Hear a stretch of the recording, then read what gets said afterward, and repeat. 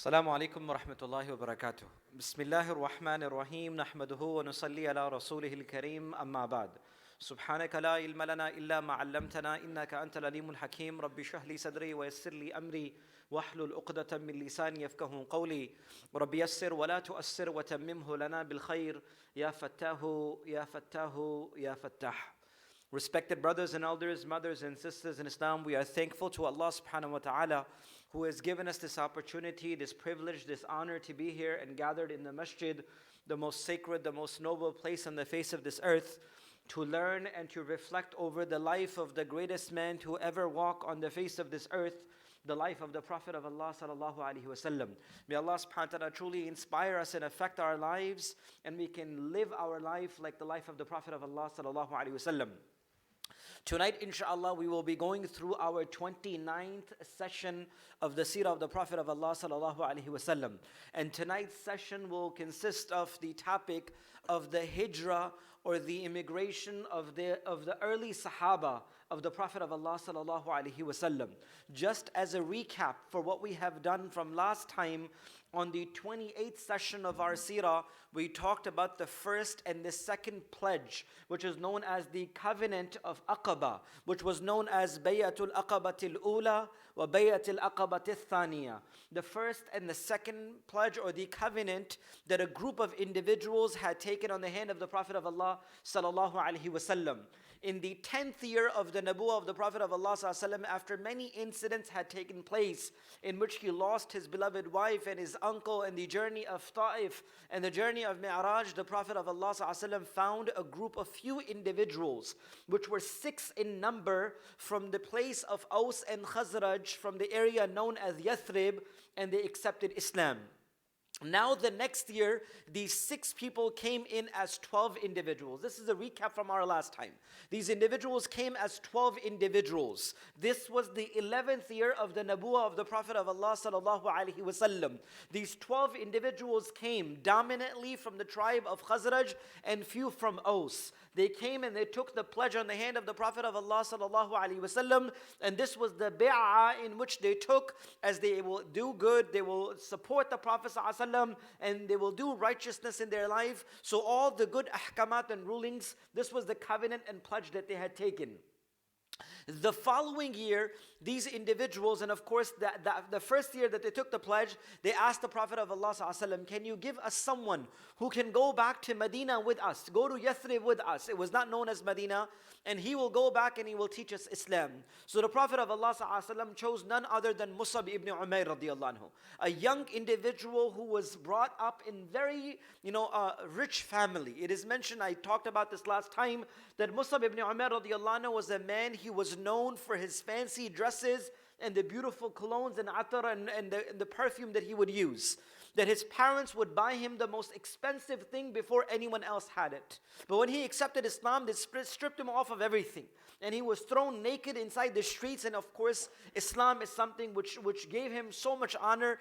And Rasulullah ﷺ chose Musab radiallahu anhu to go to Medina and to teach the people about Islam itself. Within the first year of the effort of Musab radiallahu anhu, he made huge changes. He stayed in the house of a man known as As'ad, and then he changed a man known as Usayd, and then Sa'ad bin Mu'adh. The great names and the upcoming leaders of Yathrib all accepted Islam on the hand of Musab radiallahu anhu. The following year, which was the 12th year, and this is just a recap, if you have not, inshallah, you can definitely go back and listen to it.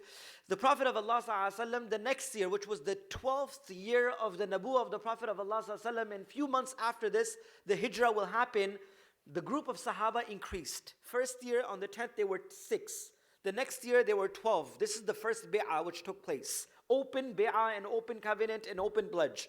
The next year, which was the 12th year of the Nabuwah of the Prophet ﷺ, 72 or 73 men and 2 women came from Aus and Khazraj.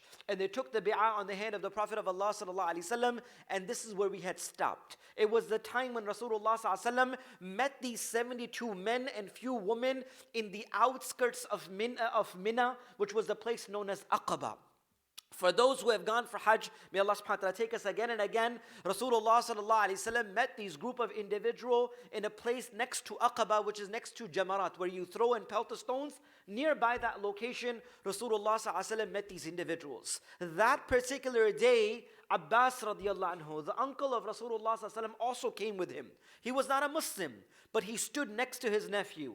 He looked at the faces of Aus and Khazraj, these 72 men. He said, I don't recognize any one of them. Who are these individuals? Because Abbas radiallahu anhu was a tajir, he was a merchant, he was a trader. When he would go to different places and he would go to Yathrib, but he never realized these new faces. Because if you recall from the last seerah and the seerah before that I mentioned that the leaders, the elders of Aus and Khazraj in Yathrib had all died because of wars and fights between them.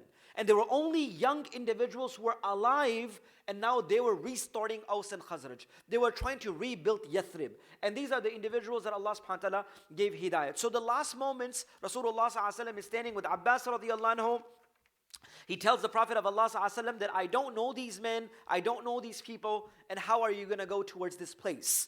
Finally, Rasulullah sallallahu alaihi wasallam gave this, announcement of his bi'ah and his pledge, and the Sahaba radiallahu anhu majma'in from Medina, which was Yathrib at that time, got ready. The last thing I mentioned in our last session, all of a sudden a man known as Asad ibn Zurara, he grabbed the hand of the Prophet of Allah sallallahu alaihi wasallam. He was from Medina. He was the leader of Medina, Yathrib. And he told his people, are you sure that you are about to take bi'ah on this man's hand? Are you sure that you are about to accept Islam? Because if you accept Islam, then the people of Quraysh are going to come behind you in Medina. And your sleeps and your nights and your comforts will all be gone. Brothers and fathers won't be able to survive together because of wars and fights which will rage because of the Quraysh trying to follow up and find this man in Medina, in Yathrib. So now the people of Aus and Khazraj had heard enough. So they went at it and they said, Asad, remove your hand and we are ready to take bi'ah with the Prophet of Allah sallallahu alaihi wasallam. So they began to accept Islam. So Rasulullah sallallahu alaihi wasallam shook the hand of 72 men and he gave them the bi'ah and acceptance of Islam. And they took this covenant, O Nabi of Allah, we have heard your words, we will obey your words. We have heard your words, we will obey your words. Amongst these people, there were two women. Rasulullah ﷺ never touched them as they were not mahram. They were not related in a relationship. That Rasulullah ﷺ took their verbal oath. Rasulullah ﷺ took their verbal covenant and they accepted Islam at this moment. It is mentioned, and let's continue towards tonight's session. So now Rasulullah ﷺ is taking bi'ah with these individuals. And as we know that this is the middle of the night. Rasulullah ﷺ had told Sahaba, meet me in the middle of the night. This is the last night of Hajj itself. It is mentioned by Ibn Hisham, one of the authors of Seerah. He said that all of a sudden when Rasulullah ﷺ was taking this bi'ah with these people of Medina, which were Yathrib at that time, a loud noise was heard. A loud noise was heard. And this noise was pre-dawn, meaning before the Fajr had begun. And the noise was so loud that it would wake up so many people. And Rasulullah ﷺ was meeting these individuals secretly. He was meeting these individuals that the other people don't understand and don't figure out. But this loud noise was such that it was beginning to wake up others. So the Sahaba, the individuals, the new Muslims, they were really scared of what happened. But subhanAllah, all of a sudden the Nabi of Allah ﷺ said an ajib thing. In Ibn Hisham it is mentioned that Rasulullah ﷺ said that this was the voice of Azab ibn Uzayb. Rasulullah ﷺ said that was the voice of Azab ibn Uzayb, the leader of the shaitan of Aqaba. Meaning that was the shaitan himself. Scholars have mentioned that the shaitan himself never discloses himself to people. He always whispers to people. And that's why in the day of Qiyamah, he will say, don't blame me. I only told you and you did it. But Rasulullah ﷺ said that day in the plains of Mina, in the place of Aqaba, when the Sahaba were taking the bi'ah on the hand of Rasulullah ﷺ, a huge change was about to come.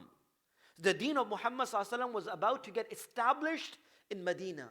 And the deen of Rasulullah ﷺ would come alive, so the shaitan couldn't handle it. He couldn't stop himself back. So shaitan himself screamed and he said that our people, meaning the group and the words which have come in hadith, it is mentioned that the shaitan screamed and said that a group of rebels have come to Mecca to take bi'ah take pledge on the hand of a sabiyun. And of course, sabiyun in Arabic refers to individuals who leave the religion of their forefathers. So they were referring that to the Prophet of Allah. So they said a group of rebels, meaning the group of Medina, Yathrib, Aws and Khazraj, they have come inside Mecca and they are taking bi'ah and pledge and accepting Islam on the hand of a man who has left the religion of his forefather. So Rasulullah ajib, he mentioned that Azab ibn Uzayb was the name of the shaitan who was in charge, meaning he was deputed for Aqaba. As Rasulullah mentioned, that every individual have shayateen with them. Rasulullah in one of his hadith, he said every individual has shayateen with them. And the Prophet of Allah said, the shaitan that I had with me, I made him accept Islam. I made him accept Islam. And everyone's shaitan instigates and whispers them to do wrong. And Rasulullah said, the shaitan that I had accepted Islam and tells me to do what is right. Allah protects His Nabi, Rasulullah. So again, going back to this particular time, this is the 12th year of the Nabuwah of the Prophet of Allah. It is the last night of Hajj. He's meeting a group of individuals from Yathrib, which are Aws and Khazraj, the two tribes. 72 men and 2 women have accepted Islam. They have taken a pledge, and Shaitan announces in Mecca. And he makes this announcement in Aqaba. And what does he say? That a man from amongst our own who has left our religion has given bi'ah to a group of rebels. And of course, Rasulullah at this moment, when he said this to the Sahaba, when he said this to the Ansar, meaning of course they were not Ansar at the moment, but the people from Yathrib, the people of Yathrib became, strong. And they said, O Prophet of Allah, sallallahu alaihi wasallam, we are 70 strong men. We are not equipped to fight. We have come here for Hajj. Because when these people used to travel for Hajj, they came without weapons. But they only came with weapons that can protect them from the harms of the way. For example, they are traveling and there are animals and there are beasts and stuff like that. So whatever weapon that they would require to protect themselves in traveling, they would carry that. But they would not be equipped to have a war and a fight. So they said, O Prophet of Allah, we are 70 people strong. You want us to attack Meccans now? Take care of the Quraysh and get it done? Subhanallah. So early, they wanted to get it done. But the Nabi of Allah was Hakim. The Prophet of Allah was wise. And the Prophet of Allah said, ajib thing, the Prophet of Allah said, no, I have not been ordained to do so.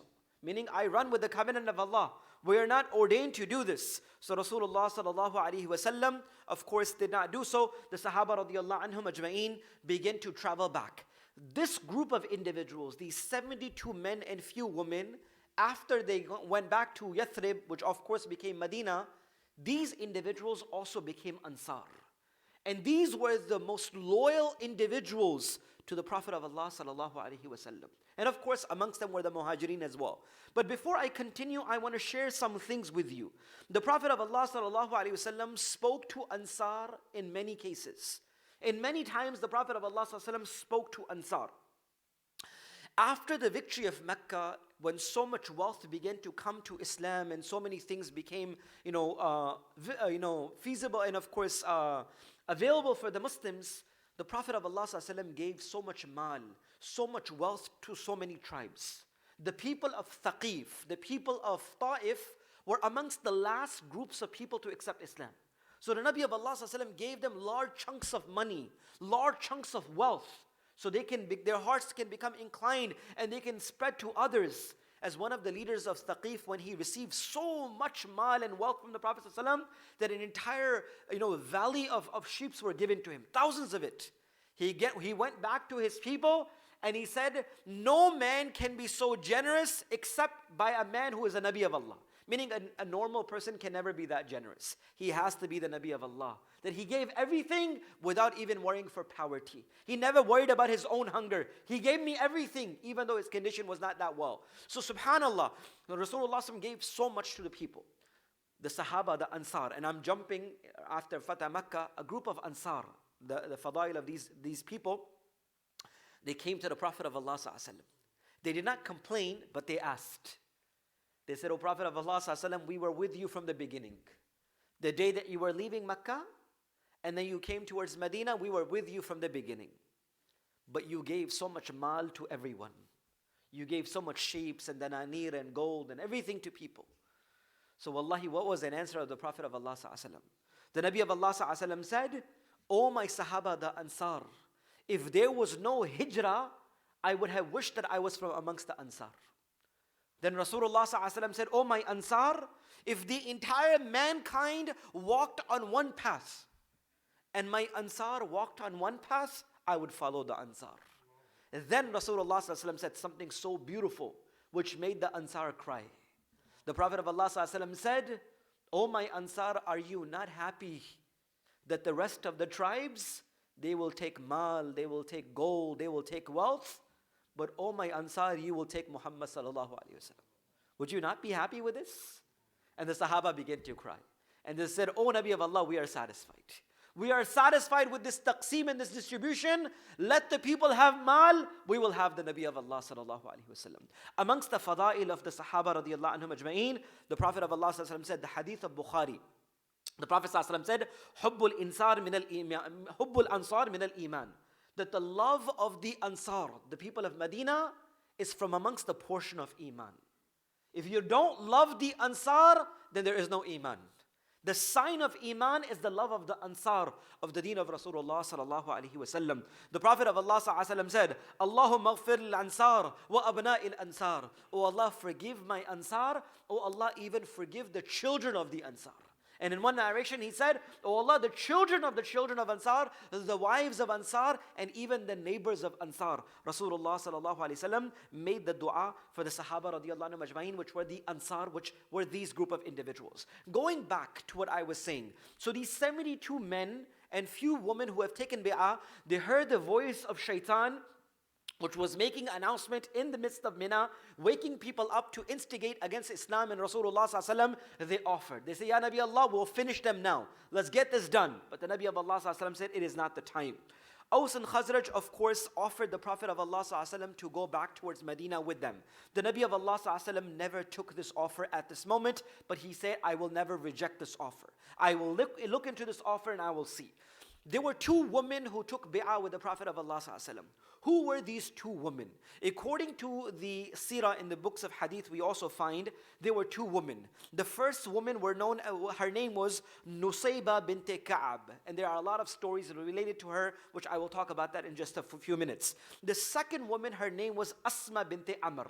These were two women who were present in amongst the first pledge, the first bi'ah that had taken with Rasulullah sallallahu alaihi wasallam, as a group of men and women came together. So this is known as the second bi'ah. Two women. First woman, of course, Asma bint Amr. Not a lot is known for her. The only thing that we know about Asma bint Amr is that she was the sister, the cousin of the famous Sahabi of Rasulullah sallallahu alaihi wasallam, Mu'adh bin Jabal. Mu'adh bin Jabal was the famous Sahaba who was known for his ilm and his knowledge amongst the Sahaba. The other woman, Nusayba bint Ka'ab radiyallahu anha, there is a lot which is mentioned in the Seerah and the history about her. She was a woman who also participated in the battle of Uhud. In the battle of Uhud, she was amongst the men who were fighting, and because of the cause of the Islam, she was with them. And she was there when she received 12 wounds in the battle of Uhud. She was also present in the time of Hudaybiyah, when Rasulullah ﷺ was going from Medina towards Mecca to perform Umrah, and the Sahaba were stopped, which we'll inshallah talk about when we come to that portion. And Rasulullah ﷺ asked the Sahaba, "Who will take bay'ah upon my hand to take the revenge of the false rumor that Uthman radiallahu anhu has been killed?" So she was also the ones who took the bay'ah of Ridwan, which was the famous bay'ah that Allah mentions in the Quran as well. So she is amongst those few Sahaba who took the pledge of Aqaba and the pledge of Ridwan as well. And she was amongst the famous Sahaba, few of them, that who had taken both of these covenants of their life to the Prophet of Allah sallallahu alaihi wasallam. And not only that they took the pledge, but they also fulfilled this in their lives as well. Her own son, it is famous incident in the time of Khalid bin Walid radiallahu anhu, in the time of Yarmouk, and when the battle had taken place, and of course Musaylama al-Kadhab, her own son, the son of Nusayba bint Ka'ab radiallahu anha, passed away in front of her own eyes for the life of Islam itself. So there's a lot which is known about Nusayba bint Ka'ab. So these were the two women which were also present in time of taking the pledge with the Prophet of Allah sallallahu alaihi wasallam. Now the Ansar, the Hajj is finished. The Ansar, they are not Ansar at the moment. They are still the people of Yathrib. They are still the people of Aus and Khazraj. They return back towards Yathrib. They go and they settle there. Mus'ab ibn Umair radiallahu anhu is still there. Now Rasulullah sallallahu alaihi wasallam made an open announcement to Makkah. Rasulullah sallallahu alaihi wasallam made an open announcement to Makkah. Not the Quraysh, but the Muslims who were living inside Makkah. That now we have been ordained by Allah subhanahu wa ta'ala to begin making hijrah towards Yathrib. It did not become Medina until Rasulullah sallallahu alaihi wasallam reached Madinatul Munawwara. So Allah subhanahu wa ta'ala has given us this order. The Nabi of Allah sallallahu alaihi wasallam said, I was shown by Allah subhanahu wa ta'ala that I will go to a land which will have palm trees, meaning date trees. And it will also have volcanic land around it, surrounding it. And subhanAllah, Rasulullah sallallahu alaihi wasallam said, in the beginning, I thought it was Khaybar. Rasulullah sallallahu alaihi wasallam said, I thought it was Khaybar because Khaybar was known for its fruits and its dates. But then Rasulullah sallallahu alaihi wasallam said, I was shown that it was the city of Yathrib, where Rasulullah sallallahu alaihi wasallam had to make hijrah. If you ever travel or if you have ever taken a flight towards Medina, you will see that there is a lot of mountainous, volcanic mountains around Madinatul Munawwara itself, which is also from the prophecy, the predictions and the sayings of the Prophet of Allah sallallahu alaihi wasallam. So now the Nabi of Allah sallallahu alaihi wasallam openly made an announcement in Mecca that I have been shown the land of Yathrib, the place of palm, the place which has mountains around it. This is the place where we are going. So the Sahaba radiallahu anhum ajma'in secretly, one after the other, ones and twos, began to make hijrah towards Madinatul Munawwara. Amongst the first person to make hijrah, from Mecca towards Medina, and of course Rasulullah ﷺ made hijrah at a very later portion of all of this when the Sahaba was doing, we'll talk about that next time. The first person to make hijrah towards Medina from Mecca was none other than Abu Salama ibn Abdul Asad radiallahu an. And of course he is the famous individual who was the husband of Salma radiallahu anha. When Abu Salma passed away, the Prophet of Allah sallallahu married Salma, and she became the mother of the believers, the wife of Rasulullah sallallahu alaihi wasallam. So this entire family. Abu Salma was not a Qurayshi. He was not from Makkah. He was an Arab, but he was not a Qurayshi. If you were not a Qurayshi, if you were not from the deep tribes of Makkans themselves, you were not respected. You were not given all that protection that others were given. So because of this hostile environment, he really wanted to leave as quickly as possible. So Abu Salma, Salma radiallahu anha, she was a Qurayshi. She was directly from the city of Mecca, and she was from the noble tribes of Quraysh herself. And of course, their son. 3 individuals. They began to plan to leave and make hijrah towards Medina. Now because they were not aware of how the Quraysh will actually take this, when they began to leave Mecca, all of a sudden the Quraysh found out. And they brought their army and they brought their people and they surrounded Abu Salma, Salma and their son. And they began to say, Abu Salma, we don't care about you. You're not a Qurayshi. If you want to leave, you go leave. But we're not going to allow our daughter, meaning they were talking about their pride, right? Sometimes your own honor. It wasn't about religion. It was about their own honor. That how can you take a Qurayshi woman away from us without us giving you the permission to do so? We will not allow you to take the Qurayshi woman and that son. So you go and you leave alone.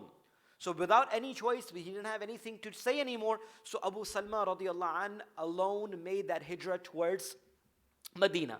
An ajib thing is that Abu Salma and Salma radiallahu anha both are the individuals who also made hijrah towards Habasha as well. Anyway, so now the son and the mother stays in Mecca, and the father goes towards Medina, which is Yathrib at that moment.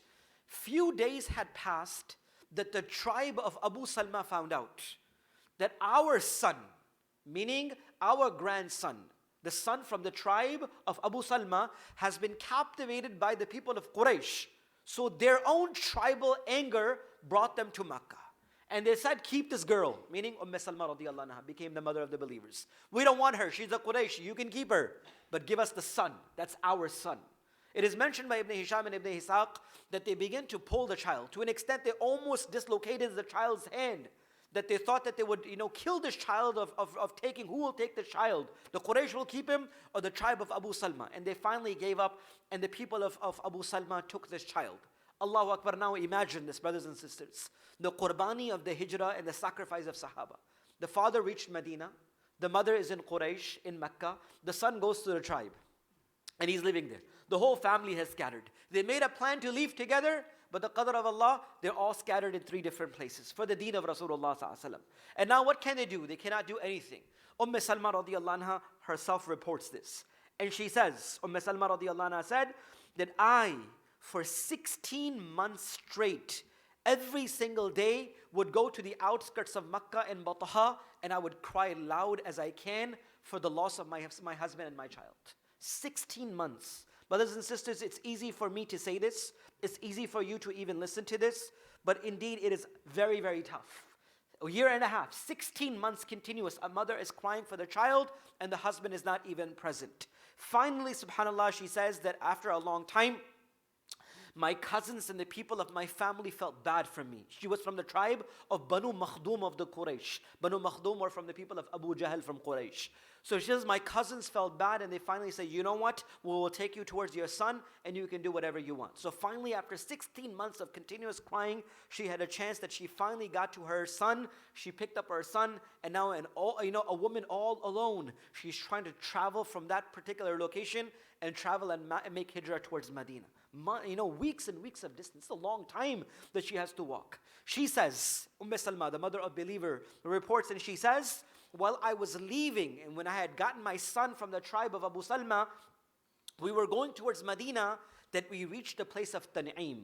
For those who have been to Haram, may Allah take us again and again, there's a place called Masjid Aisha, where you go and you wear your ihram and stuff. That area is called Tan'im. She says, I reached that location, that I saw a man, his name was Uthman bin Talha, who had not accepted Islam. He was a Qurayshi, radiallahu anhu, who accepted Islam later. Uthman bin Talha, Allahi, subhanahu, may Allah give this sort of haya to our youngsters and our men and women itself. So now she says, I saw Uthman bin Talha. Uthman was not a Muslim. And he says, where are you going with your little son? She says, brother, I have no one, and I'm making hijrah, and I'm going to see my husband. So he says, I'm not going to let you do this. I'm going to take you myself. And he was traveling back from a journey, but now he's ready to commit months of distance or weeks of distance with this woman just because he cares for her. So now, subhanAllah, he says, I'm going to go with you. Salma radiallahu anha, the mother of the believer herself, mentions, she says, I have never seen a man who was more gentleman in the entire Quraysh than Uthman bin Talha radiallahu anhu. That he would take us with such haya, that he would walk in a place, and whenever we had to sit down and rest, he would walk to the side and not even make any eye contact with me. Till we reach the area where we can see the wadi and the valley of Yathrib, and he says, my sister, now you can go and you can see your husband. And this is a man who was not even a Muslim. And ajib thing is, that Allah subhanahu wa ta'ala gave him hidayat, and Allah gave him Islam. And how Allah gave him Islam, I'm jumping a lot, but I'm going to tell you this. When Rasulullah sallallahu alaihi wasallam came back towards Mecca, when he became victorious, he gave responsibility to Abbas radiallahu anhu of saqaya, meaning you will feed the hujjaj. The drinking and the food, all of that will come from the family of Abbas radiallahu anhu. The saqaya came from Abbas. But now came the responsibility of the key of the Kaaba. So now Abbas radiallahu anhu, being the uncle, asked, O Prophet of Allah sallallahu alaihi wasallam, O my Nabi, would you allow me, I'm your family, I'm your uncle, I'm your blood, can you allow me to also hold the key of the Kaaba so we can be custodians of the Kaaba? Before Rasulullah sallallahu alaihi wasallam could make any decision, Allah subhanahu wa ta'ala revealed the ayah of the Quran. إِنَّ اللَّهَ يَأْمُرُكُمْ أَن تُؤَدُّوا الْأَمَانَاتِكُمْ إِلَى أَهْلِهَا. That, O Muhammad sallallahu alaihi wasallam, indeed Allah subhanahu wa ta'ala has ordained upon you to return the amanat and the trust to those who are truly eligible of this amanat and trust. Rasulullah sallallahu alaihi wasallam took this key, and the Prophet of Allah sallallahu alaihi wasallam gave it to Ali radiallahu anh, and said, go and give it to Uthman bin Talha, and tell him that he will be the custodian of the key of the Kaaba. And not only this, Rasulullah sallallahu alaihi wasallam said, O Ali, give him a glad tiding that till the day of Qiyamah, his family will be the guardian of the key of the Kaaba. And for 1400 years till now, the key of the Kaaba is in the custody of the family and the lineage of Uthman bin Talha radiallahu anhu. Even till now, it comes from that particular lineage. Uthman bin Talha radiallahu anhu is amongst the last batch of Sahaba who accepted Islam before the victory of Makkah. When Fatah Makkah happened, many people accepted Islam. But Allah subhanahu wa ta'ala himself mentions in the Quran that those who accepted Islam before the victory of Makkah and those after can never be equal. So Uthman bin Talha, Khalid bin Walid, and Amr ibn al-As radiallahu anhu, the three famous Sahaba were the last batch of Sahaba who accepted Islam before the victory of Makkah. There were three of them. Uthman bin Talha, Khalid bin Walid, and Amr ibn al-As radiallahu anhu were the last batch who accepted Islam. Let's go back. So now, subhanAllah, finally after 16 months and so much period of time, she gets to go and meet her husband, Abu Talha, Abu Salma, Salma, and the son reunite in Madinatul Munawwara itself. There's also a famous story of many Sahaba who made this Hijrah, and inshallah we'll talk about the Hijrah of the Prophet ﷺ in the next session. Suhaib ar-Rumi radiallahu anhu. Suhaib radiallahu anhu is very famous Sahabi. Many people think that he was a Roman himself. Suhaib radiallahu anhu was not a Roman himself. He was from amongst the northern tribes of Arab. He was an Arab. But when he was very young, he was taken as a captive and a slave, and he was sold to the Romans. And he grew up in the Romans. So that's why he spoke Latin. And his skin color and his complexion was also very light. So the people began to call him Suhaib ar-Rumi. Even though he was an Arab, he was not a Roman from the descent and its origin. He was a northern Arab of Arabia, but he was sold to the Romans. He spoke Latin. He grew up there. And some of the narrations have even mentioned that he spoke Arabic with some accent because he moved when he was older in age. So Suhaib ar-Rumi radiallahu anhu himself mentions, related to his own life, that he was himself a slave. He was a slave of Abdullah bin Juda'an. He said, I worked myself out. I bought myself out of slavery. I became a businessman in Makkah. I owned a small little business. I had a friend. His name was Ammar ibn Yasir. Ammar ibn Yasir, radiallahu anhu, a famous Sahabi who was amongst the earliest to accept Islam. So he had a friend which was known as Ammar ibn Yasir. He said, he told me about Islam and I accepted Islam. So Suhaib radiallahu anhu, Rumi accepted Islam from the hands of Ammar ibn Yasir radiallahu anhu. So two good friends, good companions, they accepted Islam. So Suhaib radiallahu anhu mentions that I started a business, I gathered some mal, but I left it in Mecca, but I wanted to make Hijrah towards Medina. So he said, when I wanted to make Hijrah towards Medina, the people of Quraysh found out. When I was on my way, they intercepted me, and the Quraysh caught me. And they saw me and they said, we will not allow you. This is against our honor that we will allow you to make Hijrah like this. We will never allow you to do so. So Suhaib radiallahu anhu said, my quiver itself has 40 arrows. And until every single of my arrow is finished, I'm not going to leave this place. I got my bow and I got these 40 arrows. You want to come? Let's face me. And if I run out of these 40 arrows, then this is my sword. And I'm going to use it till I use it on your last individual. So now they became a little scared. And they said, you know what, we'll think about it. But now, subhanAllah, Suhaib radiallahu anh said something else. Suhaib said, would it be possible that if I offered you all of my mal, all of my wealth, and whatever I have, if I tell you that location, will you take that in the lieu of letting me go? Will you take my mal and let me go and make my hijrah? So they were already scared of what he threatened him. And they said, yes, we'll take your mal, because there was no banks, there was no places. So he hid it in a specific area. So he gave him the true information. And Suhaib radiallahu anhu, because of that, he left and he made hijrah. When Rasulullah sallallahu alaihi wasallam found out, Allah subhanahu wa ta'ala revealed the wahi in the Quran. And Allah subhanahu wa ta'ala revealed the ayah of the Quran in which Allah subhanahu wa ta'ala said, وَمِنَ النَّاسِ مَنْ يَشْرِي نَفْسَهُ ابْتِغَاءَ مَرْضَاتِ اللَّهِ. From amongst the people, there are such people who sell their lives and whatever they own for the price of Iman and Islam that they have. Meaning, the worth of dunya and mal is nothing in their eyes. They are ready to give their lives and their mal, but they want to protect their Iman and Islam. وَمِنَ النَّاسِ مَنْ يَشْرِي نَفْسَهُ ابْتِغَاءَ مَرْضَاتِ اللَّهِ. There are people who are ready to sell everything that they have for the pleasure of Allah. They did it for the pleasure of Allah because it was the love of Allah that made him do so. So Rasulullah ﷺ gave him the glad tidings that Allah subhanahu wa ta'ala revealed such a beautiful thing for them.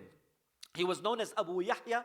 Suhaib radiallahu anhu's kunya was Abu Yahya. So Rasulullah ﷺ said, قَدْ رَبِحَ التِّجَارَةِ قَدْ رَبِحَ التِّجَارَةِ. Oh, Suhaib, what a beautiful tijara, what a beautiful transaction you made. What a successful, fruitful transaction you have made itself. Amongst the other stories that we know from amongst the hijrah of the Sahaba radiallahu anhum ajma'in is a story of Umar radiallahu anhu, which is also very famous. One of the narration mentions that Umar radiallahu anhu, along with Sa'id radiallahu anhu, which was, two individuals who openly made hijrah. Sayyid radiallahu anhu was the brother-in-law of Umar radiallahu anhu, the husband of Fatima bint Khattab radiallahu anhu. So at this moment, he was the one who openly made announcement in Kaaba. And he says, I'm about to make hijrah towards Medina. Any one of you who wants to make their children into orphans and wives into widows, meet me. I'm about to make hijrah towards Medina itself. It is mentioned that there were two other men who also made plans to make hijrah with Umar radiallahu anhu. One, of course, was Ayyash ibn Abi Rabi'a, and the second one was Hisham ibn al-As, the brother of Amr ibn al-As radiallahu anhu. They all decided on a meeting point in the outskirts of Mecca. They said, we will meet before Fajr in this particular place. Anyone who comes there, we will gather together and leave. If you don't come, then we will realize that you have been stopped and you are not coming anymore. So they gathered together, and subhanAllah, finally, when they got there, Umar radiallahu anhu and Ayyash radiallahu anhu, both were present in that place, and Hisham radiallahu anhu couldn't make it. So they figured out that Hisham has been caught by the people of Quraysh. Umar radiallahu anhu and Ayyash radiallahu anhu, they made hijrah towards Medina. When they reached Medina, a ajib thing happened. Abu Jahl and a half-brother of Abu Jahl was also a half-brother of Ayyash ibn Abi Rabi'a radiallahu anhu. So they came looking for him in Medina. And they came to Ayyash. Abu Jahl himself personally came to Yathrib. And he said, Ayyash, you know that our mother, he's so dramatic, our mother is so sick that she has taken a promise that she will never sit in a shade. And she has been sitting underneath the sun ever since that you left. And she has not eaten anything. And there's lice and there's so many things that has come to her hair. And she's about to die because she wants to see your face. So you need to come back with us.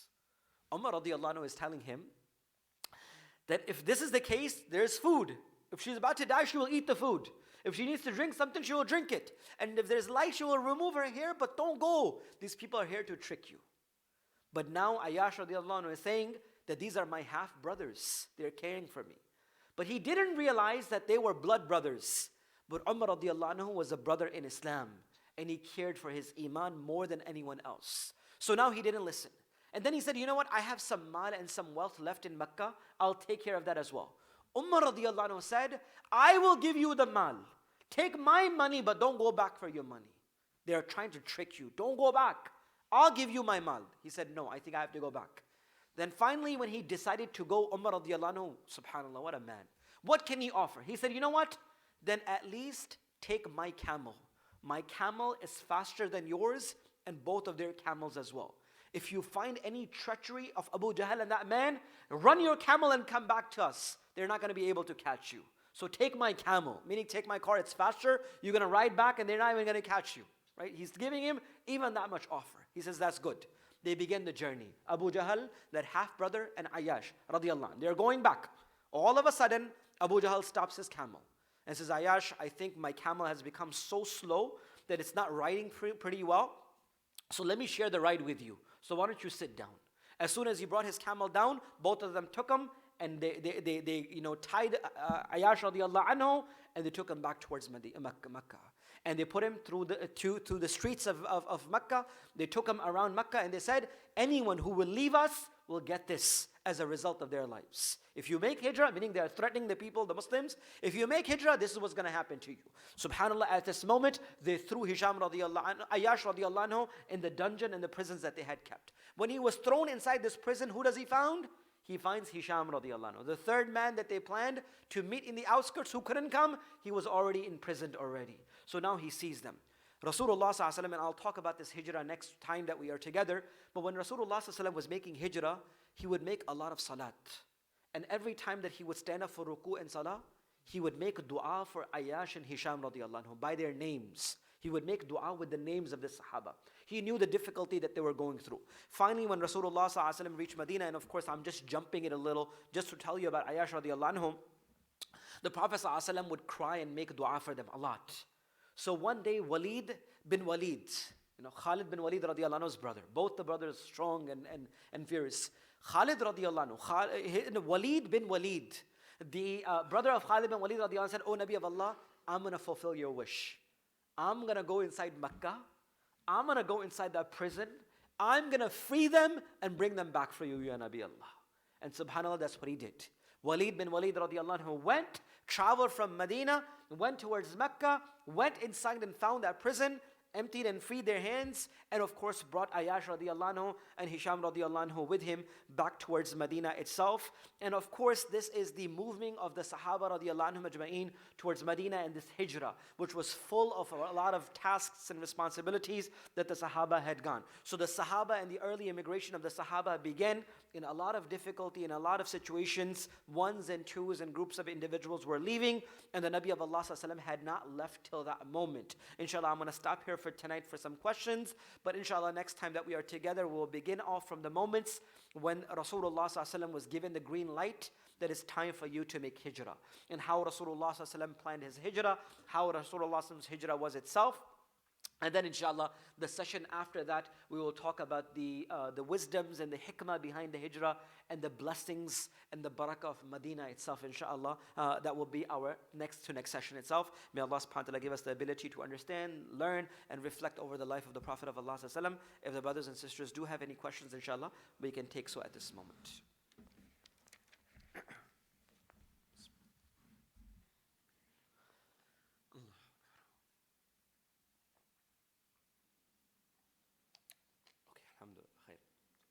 So before we finish, just a very, very quick announcement and a humble request. I'll remind this inshallah in the future Saturdays as well.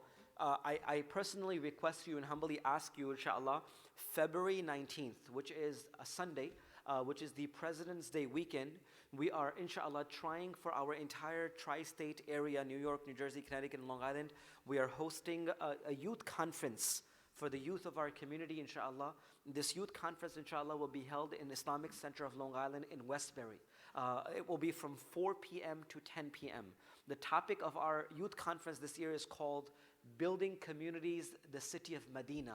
How Medina became Medina itself. What ethical, moral perspectives were in the lives of those individuals which made Medina into a Medina, a city itself that our youth can learn. So we'll be talking about 4 important topics. We have speakers from California, Houston, Baltimore, and of course Buffalo. 4 different areas they are coming in from to share their expertise. They're great renowned scholars. Topic related to charity, building of Medina, racism and fighting racism, building the city of Medina. Number 4, empowering our young individuals, nation builders. Number 4, a practical workshop for our youth of how to become leaders in our communities, inshallah, will be something that we will provide. Brothers and sisters are all requested. Please try to join and spread this word so we can really, really benefit from that gathering. And we can also, inshallah, try to encourage our youth to become stronger and better believers, inshallah. May Allah subhanahu wa ta'ala allow us to do what is good has been said, inshallah. Subhanallah wa bihamdihi, subhanakallahumma wa bihamdik, nashhadu an la ilaha illa anta nastaghfiruka wa natubu ilayk.